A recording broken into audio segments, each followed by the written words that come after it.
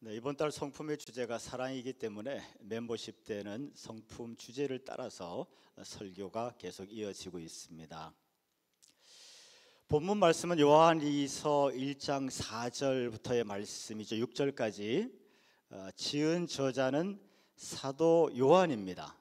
요한일서, 요한이서 또한 요한 3서까지 계속해서 사도 요한은 하나님의 사랑이 기독교의 핵심이라고 하는 것을 강력하게 말씀을 하고 있거든요. 그래서 사도 요한의 별명은 사랑의 사도입니다.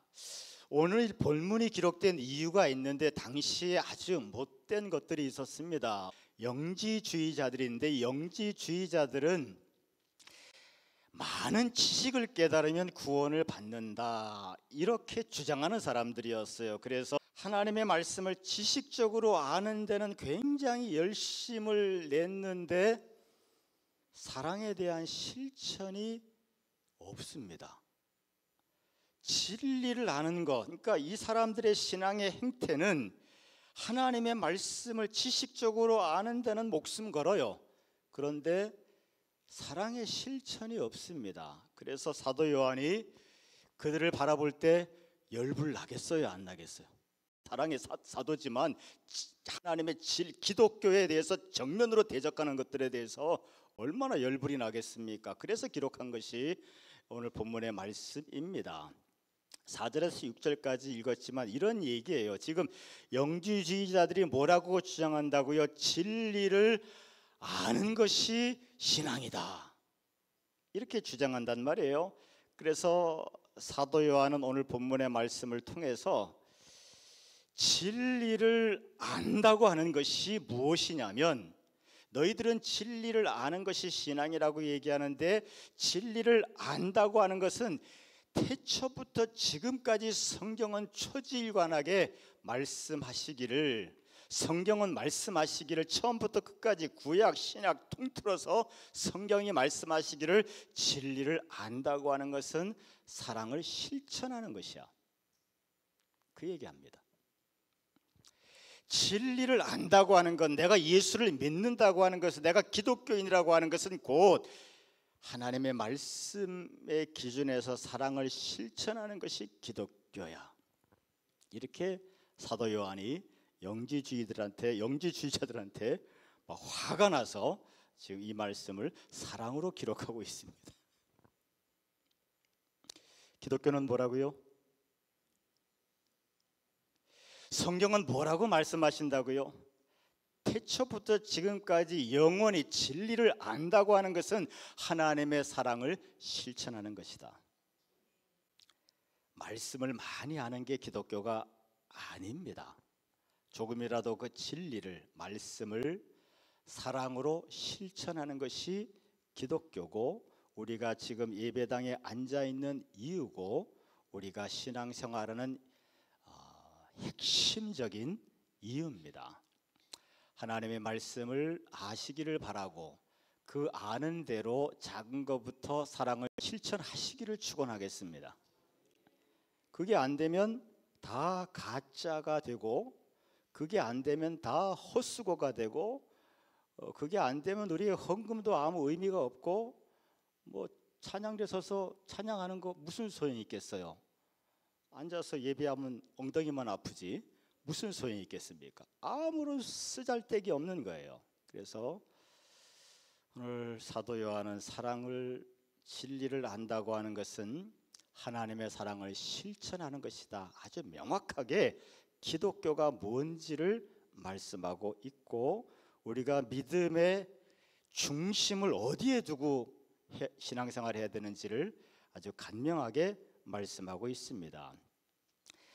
이 하나님의 사랑에 대비되는 것이 세상적으로는 이기심이라고 볼 수 있겠죠. 이기심은 상대방이 어떻게 되든 말든 나의 주장만 하고 나의 욕심만 채우고 나만 편하면 되고 나만 가지면 된다고 하는 게 이기심이에요.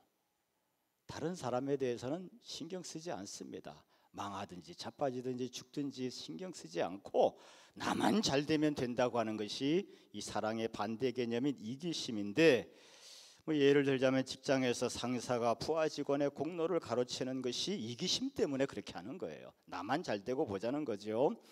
러시아가 우크라이나를 침공하는 건 물론 자국의 안전의 보장이라고 하는 명분이 있지만 어쨌든 결과로 우크라이나 사람들이 수없이 많이 죽음으로 몰리는 결국 이기심의 행동이죠. 가짜 뉴스가 요새 팽배한데 이 가짜 뉴스는 개인의 인격을 살인하고요, 사회를 혼란스럽게 만드는 아주 더러운 이기심에서 나오는 그런 현상들입니다.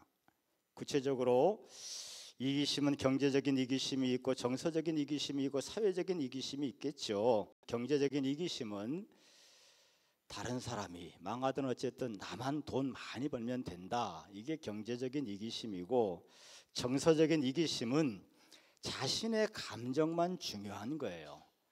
자신의 감정만 중요해서 다른 사람의 감정은 전혀 신경 쓰지 않습니다. 그래서 다른 사람들을 자기 감정의 쓰레기통으로 만들어서 결국 관계가 냉담해집니다. 이게 정서적인 이기심의 아주 나쁜 결말입니다. 그리고 사회적인 이기심은요, 자기에게 속한 집단, 다시 말해서 학연, 지연, 혈연, 정치색이 우선되어서 국가 전체를 보지 못하는 것, 이것이 사회적인 이기심이고, 좀 더 협소하게 보면 내가 속한 그룹, 여러 가지가 있겠죠. 작은 그룹에 집중하다 보니까 전체를 보지 못해요. 이 이기심은 하나님의 본질인 사랑과 반대되는 개념입니다. 다시 말해서 이기심은 마귀적인 개념이에요. 이기심은 악한 겁니다. 정서적인 이기심, 내 감정만 중요해, 내 주변 사람만 중요해. 그리고 내 주머니만 중요해. 수없이 많은 이기심들이 있죠. 그래서 세상이 이렇게 살기가 팍팍해지고 있습니다. 반면에 이기심은, 그런데 이기심은 다른 사람이 죽든 자빠지든 망하든 상관없이 나만 등 따시고 배부르고 내 마음만 편하면 된다, 이것이 이기심인데, 반면 하나님의 사랑은 물론 인간이 쉽게 이해할 수 있는 차원이 아닙니다. 하나님의 사랑은 조건 없는 사랑이고 변함없는 사랑이고 영원한 사랑이고 끊어질 수 없는, 나와 하나님 사이에서 끊어질 수 없는 사랑이고, 지금도 하나님께서 우리에게 멈추지 않는 사랑, 이것이 하나님의 사랑이에요. 사랑은 자기 자신을 내어주는 것입니다. 그래서 이기심과는 전혀 반대되는 개념이죠. 희생적인 사랑, 이것이 하나님의 사랑입니다. 이 하나님의 사랑에는 놀라운 능력과 축복이 있습니다. 첫째는 변화가 나타나요. 우리의 삶이 완전히 새로워집니다. 두 번째로는 용서와 화해하고자 하는 능력이 내 속에서 불같이 일어나기 시작합니다. 세 번째로는 공동체를 세우는데, 구체적으로 다시 말씀드리면 하나님의 사랑이 우리에게 어떤 축복으로 나타나는가, 일단 변화가 생겨요. 고린도후서 5장 17절에 그런즉 누구든지 그리스도 예수 안에 있으면, 그분의 사랑 안에 있으면 새로운 피조물이라, 이전 것은 지나갔으니 보라 새 것이 되었도다. 내가 복음 안에서 하나님의 사랑을 체험하면, 사랑이 머릿속에만 있으면 아무런 능력이 나타나지 않습니다. 이건 영지주의자와 다를 게 없습니다. 사랑이 우리의 가슴에 있기를 축원하겠습니다. 그러려면 하나님을 만나야 돼요. 하나님을 확신하고 하나님을 체험해야 됩니다. 그때 사랑의 능력이 나타나기 시작하는데, 이전 것은 지나갔으니 보라 새 것이 되었도다. 하나님의 사랑이 내게 주어질 때 나타나는 능력은 이전의 내 삶을 쓰레기통에 버려버리고 이제는 하나님과 함께 살아가는 새로운 삶을 살 수 있다는 거예요. 변화가 시작된다는 겁니다. 하나님의 사랑은 우리에게 변화를 줍니다. 우리의 생각을 변화시키고 우리의 마음을 변화시키고 우리의 삶의 목표를 새롭게 어둠에서 빛으로 변화시킬 줄 믿습니다. 그게 하나님의 사랑의 능력이고, 두 번째는 용서와 화해의 능력이 나타납니다. 하나님은 우리가 죄인임에도 불구하고 사랑하셔서 용서하셨습니다. 마찬가지로 이 사랑을 정말 내가 복음의 사람이고 내가 정말 하나님을 믿는 사람이라면, 그래서 자동적으로 하나님의 사랑이 내 안에 들어와 있다면 하나님이 나 같은 죄인을 용서한 것처럼 다른 사람에 대해서 용서하려고 몸부림치기 시작합니다.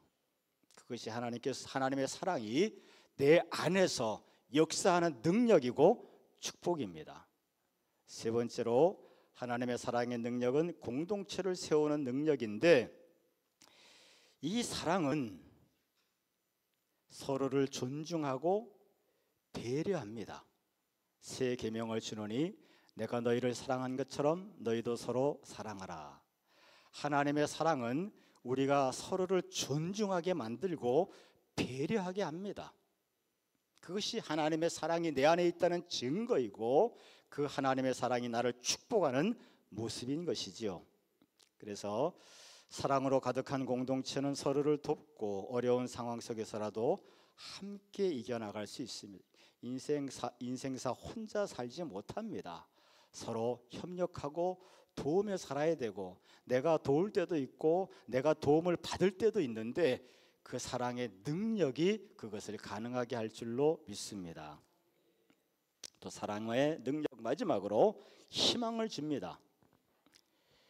로마서 8장 38절 39절에 하나님은 약속하셨죠. 내가 확신하노니 사망이나 생명이나 천사들이나 권세자들이나 현재일이나 장래일이나 능력이나 높음이나 깊음이나 다른 어떤 피조물이라도 우리를 우리 주 그리스도 예수 안에 있는 사랑 안에서 끊을 수 없느니라.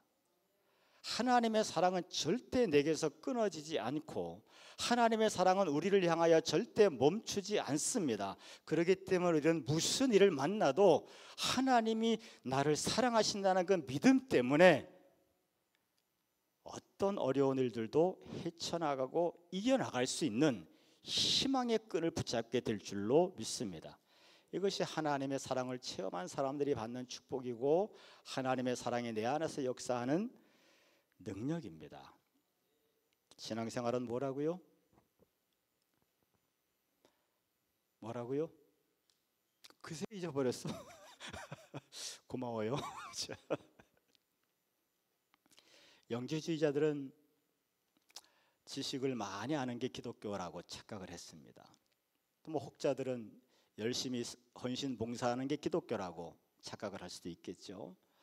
어떤 사람들은 뭐 전도 많이 하면 또 뭐 헌금 많이 하는 게 기독교다 이렇게 착각을 할 수도 있게, 어떤 사람들은 기도 많이 하는 게 기독교라고 착각할 수도 있겠습니다. 그런데 기독교는 성경 말씀이 구약서부터 신약까지 일관적으로 하시는 말씀에서 기독교는 하나님의 진리에 기반해서 하나님의 말씀에 근거해서 하나님의 말씀을 들었으면 그 말씀을 그날 실천하는 거예요. 그 말씀을 사랑으로 실천하는 것, 그것이 기독교입니다. 교회 와서 좀 과한 표현을 좀 써볼게요. 교회 와서 헛짓하지 마시고 진정 기독교인으로서의 예수님께서 생명으로 주신 이 기독교의 진리 안에서 진정한 축복된 신앙하는 저와 여러분 되시기를 축원하겠습니다. 사랑해 주는 하나님께서 우리에게 주시고자 하는 사랑의 축복은 우리를 새롭게 변화시키고 용서하고 화해하는 그 뜨거운 마음으로 살게 하시고 서로를 존중하게 하고 속에 희망을 주는 그 능력으로 하나님의 사랑은 우리에게 향하고 있습니다. 이 사랑을 우리에게 주시기 위해서 독생자의 생명을 내어주시기까지 했죠. 이기심은 다 움켜쥐고 움켜쥐는 거지만 하나님의 사랑은 내어주는 겁니다. 인간은 본성이 이기적이잖아요. 인간은 저절로 이기적입니다. 그 현실이잖아요. 인간은 본래 이기적입니다. 육체가 이기적이고 하나님 없이 생각하는 모든 생각이 이기적이고 하나님 없이 하는 모든 행동이 인간은 본성이 저절로 이기적이에요. 그래서 다른 사람을 고통스럽게 하고 자기 자신의 소중한 삶도 짓밟습니다. 스스로 짓밟아 버려요. 그래서 하나님의 사랑이 우리에게는 절박하게 필요한 것이고 우리가 예수 믿어야 되는 이유가 여기에 있습니다. 나 자신도 그냥 놔두면 저절로 이기적인 존재가 되어서 다른 사람 괴롭히고 그것 때문에 나도 결국은 고통당하게 되어 있는 게 그게 인간의 본 모습이에요. 하지만 우리가 신앙생활을 통해서 하나님의 사랑을 깊이 깨닫게 되면 그 이기심을 이겨내게 될 줄로 믿습니다. 다시 한번 말씀을 정리합니다. 신앙생활이 이런 것이다 저런 것이다 별별 소리들을 다 하고 자기 신념 가지고 살아가는 사람들이 많습니다. 영주주의자들은 성경 공부만 많이 하면 그냥 그것이 기독교다 이렇게 착각을 했는데 오늘 사랑의 사도 요한은 딱 잘라서 정확하게 말씀을 하고 있습니다. 기독교는 우리를 영원히 변함없이 희생적으로 생명 내어주시면서 사랑하시는 그 하나님의 사랑을 복음 안에서 깨달은 사람들이 그 사랑을 세상에 나가서 작은 것부터라도 실천하는 것, 말씀을 들었으면 사랑의 실천을 고민하고 행하는 것, 그것이 기독교다. 그렇게 정답을 열어주고 있습니다. 우리의 신앙이 지금까지는 어떠했던지 이 방향을 같이 했으면 좋겠습니다. 하나님의 진리에 기반한 사랑의 실천, 이번 주에도 꼭 한 가지의 실천이 있는 저와 여러분 되시기를 바라겠습니다.